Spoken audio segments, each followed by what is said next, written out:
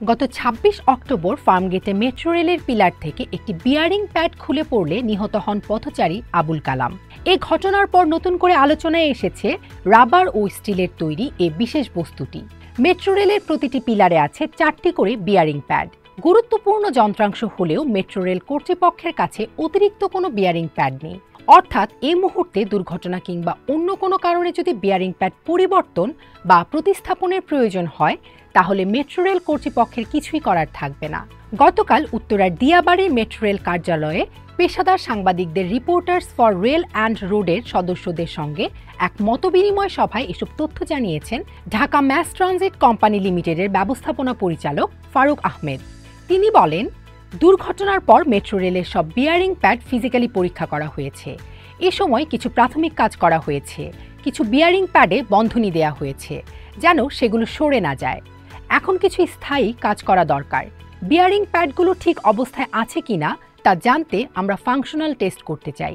এই টেস্টের সময় বিয়ারিং প্যাড পরিবর্তনের প্রয়োজন হতে পারে, কিন্তু আমাদের হাতে কোনো বিয়ারিং প্যাড নেই, যে কারণে ফাংশনাল টেস্ট করা সম্ভব হচ্ছে না। আবার কোনো জায়গায় রিপ্লেসমেন্টের প্রয়োজন হলেও ডিরেক্টলি সেটা আমরা করতে পারবো না। মেট্রো রেলের ব্যবস্থাপনা পরিচালক আরও বলেন, আমাদের কন্ট্রাক্টস ডকুমেন্টে কোথাও লেখা ছিল না স্পেয়ার হিসেবে বিয়ারিং রাখতে হবে। পরামর্শকরা এটা কোনো কারণে মিস করে গেছেন অথবা লেখেননি। স্পেয়ার ছাড়া কোনো জিনিস লাগানো হয়েছে এমন উদাহরণ পৃথিবীর কোথাও পাওয়া যাবে না।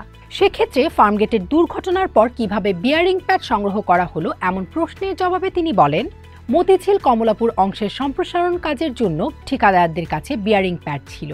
আমরা তাৎক্ষণিকভাবে তাদের কাছ থেকে সংগ্রহ করে ফার্মগেটে বসিয়েছি। সম্প্রতি মেট্রো রেলের জন্য বিয়ারিং প্যাড কেনার উদ্যোগ নিয়েছে কর্তৃপক্ষ।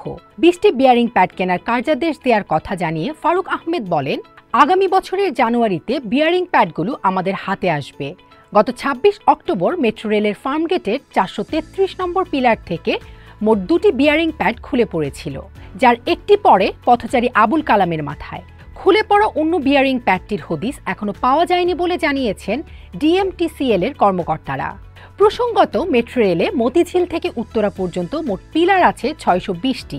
প্রতিটি পিলারে ৪টি করে মোট ২৪৮০টি বিয়ারিং প্যাড বসানো আছে।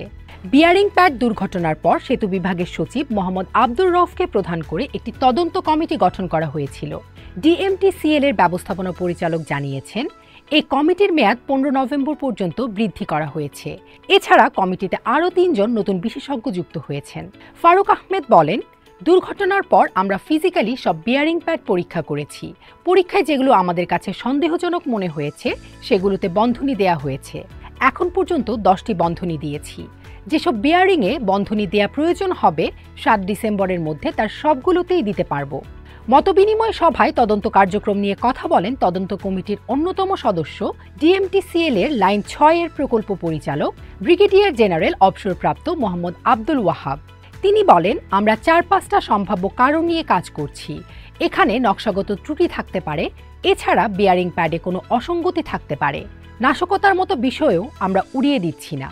বিয়ারিং প্যাড দুর্ঘটনায় নিহত পথচারী আবুল কালামের স্ত্রী আইরিন আক্তার পিয়াকে ডিএমটিসিএল এর কম্পিউটার অপারেটর পদে চাকরি দেওয়ার সিদ্ধান্তের কথা জানিয়েছেন সংস্থাটির ব্যবস্থাপনা পরিচালক। তিনি বলেন, প্রাথমিক ক্ষতিপূরণ হিসেবে নিহতের পরিবারকে ৫ লাখ টাকা দেয়া হয়েছে। আমরা নিহতের স্ত্রীকে কম্পিউটার অপারেটর পদে চাকরি দেওয়ার সিদ্ধান্ত নিয়েছি। আমাদের এই সিদ্ধান্তে তিনি রাজি আছেন। চাকরি দেওয়ার জন্য আমরা প্রয়োজনীয় প্রক্রিয়াগুলো অনুসরণ করছি।